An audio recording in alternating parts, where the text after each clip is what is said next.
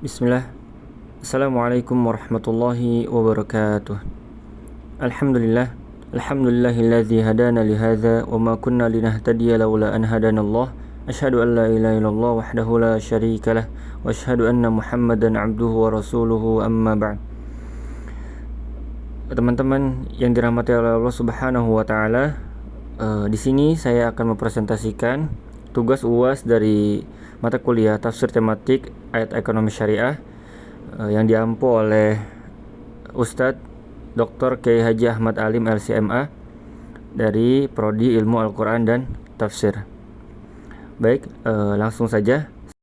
Di sini saya akan menjelaskan 7 materi, yaitu diantaranya yang pertama konsep berkah, yang kedua hidup bahagia dan sejahtera dalam pandangan Islam, yang ketiga solusi hidup sempit, yang keempat fitnah dunia, yang kelima amil zakat, yang keenam manajemen harta, yang ketujuh riswah, suap dan dampaknya. Baik, pembahasan yang pertama yaitu tentang konsep berkah. Allah Subhanahu wa taala berfirman dalam surat Al-A'raf ayat 96 yang berbunyi, A'udzubillahi minasyaitonirrajim. Walau anna ahlal qura amanu wattaqaw lafatahna 'alaihim barakatin minas sama'i wal ard walakin kadzdzabu fa akhadnahum bima kanu yaksibun. Yang artinya, dan sekiranya penduduk negeri beriman dan bertakwa, pasti kami akan melimpahkan kepada mereka berkah dari langit dan bumi. Tetapi ternyata mereka mendustakan ayat-ayat kami, maka kami siksa mereka sesuai dengan apa yang telah mereka kerjakan. Quran Surat Al-A'raf ayat 96. Nah, berikut penjelasannya, yaitu apa? Berkah di sini adalah istilah secara istilah yang mencakup makna anugerah, kebaikan dan kelimpahan yang diberikan oleh Allah Subhanahu wa taala kepada manusia atau makhluk lainnya. Dan konsep berkah enggak hanya terbatas pada ranah agama saja, tetapi juga memiliki arti dan pengertian dalam berbagai budaya dan kepercayaan di seluruh dunia. Nah, berkah juga sangat-sangat penting untuk kehidupan dan dalam mengelola suatu negeri. Keberkahan itu sangat penting. Dan juga berkah dalam mengelola keluarga, mengelola diri kita sendiri secara individu, dan ucapan salam adalah salah satu keberkahannya. Para ulama juga menjelaskan makna berkah sebagai segala sesuatu yang banyak dan melimpah, mencakup berkah-berkah material dan spiritual seperti keamanan, ketenangan, kesehatan, harta, anak, dan usia. Dan juga kunci utama dalam kehidupan yang berkah adalah hubungan yang baik dengan Allah Subhanahu wa taala dengan cara bersyukur dan usaha yang sungguh-sungguh untuk menjalani kehidupan sesuai dengan nilai-nilai yang dianut. Kesadaran spiritual, kemampuan bersyukur, dan tindakan baik kepada sesama menjadi landasan bagi hidup berkah yang bermakna dan bernilai. Nah, baik teman-teman sekalian, kita masuk ke pembahasan yang kedua, yaitu tentang hidup bahagia dan sejahtera dalam pandangan Islam. Atau menurut tafsir, kunci kebahagiaan seorang muslim ialah mesti hidup secara seimbang. Di sini ada 5 hal yang perlu dilakukan manusia agar mendapatkan kebahagiaan yang stabil, yaitu yang pertama, berzikir, senantiasa berzikir kepada Allah Subhanahu wa taala dengan sungguh-sungguh. Yang kedua, berpikir. Nah, berpikir di sini yaitu berpikir dengan pikiran yang bagus gitu. Pikiran-pikiran dengan yang baik, yang positif ya. Atau berhusnuzon kepada Allah Subhanahu wa taala. Yang ketiga, bekerja. Nah, di sini bekerja. Dan juga yang keempat, berlibur. Yang kelima, beristirahat. Nah, teman-teman yang dirahmati Allah Subhanahu wa taala, siapa itu orang-orang yang sukses dalam Al-Quran? Yaitu di dalam surat Al-Mu'minun ayat 1 sampai dengan ayat 11, kita ambil pelajaran dari ayat tersebut, bahwa orang-orang yang diantara sifat mereka adalah bahwasannya mereka itu orang-orang yang khusyuk dalam sholat mereka, hati mereka fokus untuknya, dan anggota tubuh mereka tenang di dalamnya. Dan juga mereka adalah orang-orang yang tunduk dalam sholatnya. Anggota tubuh mereka senantiasa tenang ketika sholat, dan hati mereka kosong dari berbagai kesibukan dunia. Nah, siapa orang yang beruntung itu? Mereka orang yang beruntung adalah orang yang menjadi hamba Allah yang baik, dan mereka juga akan selalu terbiasa melakukan kewajibannya dalam mengisi waktu-waktunya dengan ibadah dan senantiasa berusaha mendapatkan ridha dari Allah Subhanahu wa taala. Cerdas menjadi salah satu ciri orang sukses menurut pandangan Islam. Baik, kita masuk ke pembahasan yang ketiga, yaitu tentang solusi hidup sempit. Allah Subhanahu wa taala berfirman dalam surat Toha ayat 124 yang berbunyi, A'udzubillahi minasyaitonirrajim. Wa man a'rada 'an dzikri fa inna lahu ma'isyatan dhanka wa nahsyuruhu yaumal qiyamati a'ma. Yang artinya, dan barang siapa berpaling dari peringatanku, maka sungguh dia akan menjalani kehidupan yang sempit, dan kami akan mengumpulkannya pada hari kiamat dalam keadaan buta. Quran surat Toha ayat 124. Nah, siapa orang yang disempitkan oleh Allah Subhanahu wa taala? Yaitu bahwa orang yang berpaling dari Al-Qur'an akan selalu hidup dalam kesempitan. Dan Allah Subhanahu wa taala mengancam orang-orang yang berpaling dan menentang Al-Qur'an, yaitu peringatan dan petunjuk dari Allah Subhanahu wa taala. Sebagai hukumannya, mereka akan merasa sempit di dunia dan di hari kiamat nanti akan mengalami keadaan buta. Nah, dan orang yang berpaling dari Al-Qur'an itu akan selalu bimbang dan gelisah hatinya, walaupun dia memiliki kekayaan atau pangkat dan kedudukan karena tinggi gitu, pangkat dan kedudukannya yang tinggi, karena selalu diganggu oleh pikiran tersebut dan khayalan yang bukan-bukan mengenai kekayaan dan kedudukannya itu, maka dia kondisinya tidak tenang gitu. Walaupun punya jabatan, punya pangkat yang tinggi, tapi karena dia berpaling dengan Al-Quran, maka Allah sempitkan atau hatinya tuh tidak tenang gitu. Nah, teman-teman yang dirahmati oleh Allah Subhanahu wa taala, apa itu hati sempit?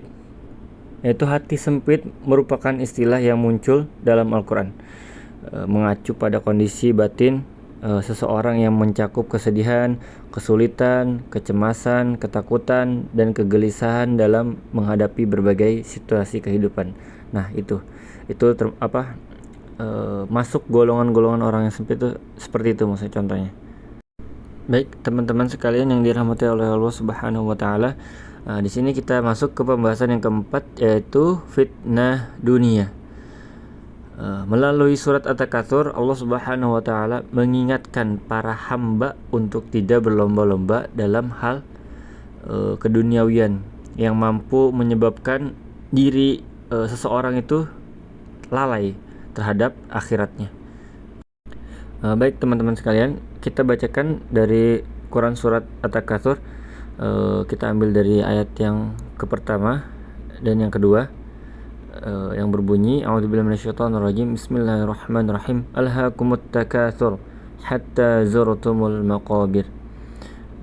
Alhaakumut takatsur itu yang artinya berbangga-bangga dalam memperbanyak dunia telah melalaikanmu. Hatta zurtumul maqabir, sampai kamu masuk ke dalam liang kubur. Nah, dari surat At-Takatsur turun berkenaan dengan peristiwa dua suku dari kaum Ansor, yaitu Bani Harisah dan Bani Al-Hars. Ibnu Buraidah meriwayatkan bahwa ia berkata, Alhaakumut takatsur turun sebab ada keterkaitan dengan dua kabilah dari Ansor, Bani Harisah dan Bani Al-Haris. Mereka saling membanggakan kabilahnya masing-masing. Nah, salah satu dari kabilah berkata, adakah di kalangan kamu orang besar seperti Fulan dan Fulan bin Fulan? Sedangkan yang lain mengatakan yang serupa. Mereka membangga-banggakan dengan orang-orang yang masih hidup. Kemudian mereka mengatakan, mari ikut kami ke kubur. Lalu salah satu dari dua kabilah itu mengatakan, apakah di antara kalian terdapat orang seperti si Fulan itu? Sambil mereka menunjuk ke kuburan. Dan seperti si fulan, kabilah yang lain juga mengatakan hal yang sama. Kemudian Allah menurunkan ayat, bermegah-megahan telah melalaikanmu sampai kamu masuk ke dalam kubur. Ya tadi yang di Quran surat At-Takatsur ayat 1 dan 2. Hadis riwayat Ibnu Abi Hatim. Maka pokok pembahasan dari ayat tersebut menurutnya adalah berisi kecaman terhadap mereka yang dilengahkan oleh gemerlap duniawi dan kebanggaan atas sesuatu yang fana. Sembari mereka itu mengingatkan perihal kesudahan semua manusia, yaitu dalam kubur pada akhirnya. Baik teman-teman yang dirahmati oleh Allah Subhanahu wa taala, kita masuk pembahasan yang kelima, yaitu tentang amil zakat. Langsung aja. Zakat secara bahasa artinya yaitu suci atau berkah dan berkembang. Adapun secara istilah adalah mengeluarkan sebagian harta yang diwajibkan oleh Allah untuk diberikan kepada orang-orang yang berhak menerimanya, atau bisa disebut mustahik, sesuai kadar dan haulnya dengan rukun dan syarat yang tertentu. Di sini sebagaimana yang tertuang dalam Al-Quran surat At-Taubah ayat 103 yang berbunyi, A'udzubillahi minasyaitonirrajim, khudh min amwalihim shadaqatan tutahhiruhum wa tuzakkihim biha wa shalli 'alaihim inna salataka sakanun lahum wallahu samii'un 'alim. Yaitu yang artinya, ambillah zakat dari sebagian harta mereka yang dengan itu akan membersihkan dan menyucikan mereka, dan doakanlah mereka.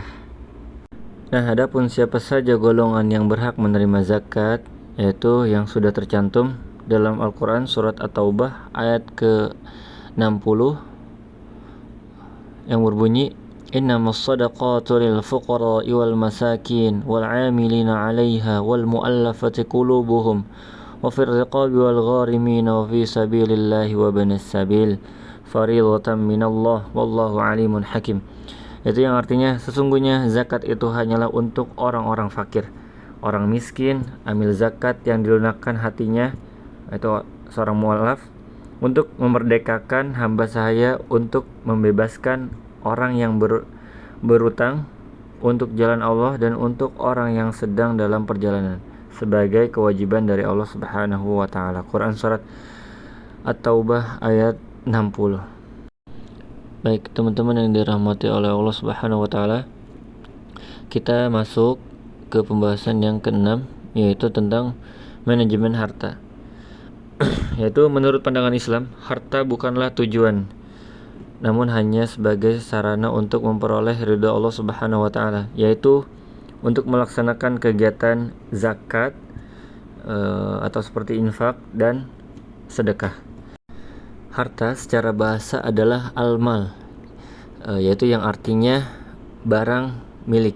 Adapun secara istilah adalah sesuatu yang bisa dimiliki atau juga yang memiliki makna al-mail, yang artinya condong atau kecondongan dalam memiliki harta tersebut. Menurut Imam Ibnu Abidin, harta adalah segala sesuatu yang diminati oleh tabiat manusia dan memungkinkan untuk disimpan dan dihadirkan ketika mempunyai hajat. Bahwa harta itu memiliki beberapa kriteria, yaitu yang pertama, memiliki nilai manfaat untuk memenuhi kebutuhan, dan yang kedua, untuk kemaslahatan, dan jika diikat dengan Islam maka harus sesuai dengan syariat, dan yang ketiga, dan harus bisa dimiliki dalam genggaman. Yang keempat, ada kecondongan untuk menyimpan dan memiliki untuk memenuhi kebutuhan tersebut. Nah, baik, kita akan masuk pembahasan yang terakhir, yaitu yang ketujuh, tentang riswah, suap, dan dampaknya. Dijelaskan oleh Allah Subhanahu wa taala dalam firman-Nya dalam Quran surat Al-Baqarah ayat 188 yang berbunyi, A'udzubillahi minasyaitonirrajim, wala ta'kulu amwalakum bainakum bil batili wa tudlu biha ilal hukami ta'kulu fariqam min amwalin nasi bil itsmi wa antum ta'lamun. Yang artinya, janganlah kamu makan harta di antara kamu dengan jalan yang batil, dan janganlah kamu membawa urusan harta itu kepada para hakim dengan maksud agar kamu dapat memakan sebagian harta orang lain itu dengan jalan dosa, padahal kamu mengetahui hal tersebut. Quran Surat Al-Baqarah ayat 188. Nah teman-teman sekalian, apa itu rishwah? Rishwah adalah pemberian yang diberikan kepada orang lain dengan maksud meluluskan perbuatan tercela, atau tujuan lainnya adalah menjadikan salah perbuatan yang sebetulnya sesuai syariah. Dan juga rishwah dalam ajaran Islam termasuk dalam dosa besar. Selain itu, hasil yang didapatkan dari praktik suap juga merupakan hasil yang haram yang dilarang oleh Allah Subhanahu wa taala. Nah, jadi teman-teman, sekian yang bisa saya sampaikan dalam tugas presentasi UAS kali ini. Kurang lebihnya mohon maaf. Hadanallahu wa iyyakum ajmain. Assalamualaikum warahmatullahi wabarakatuh.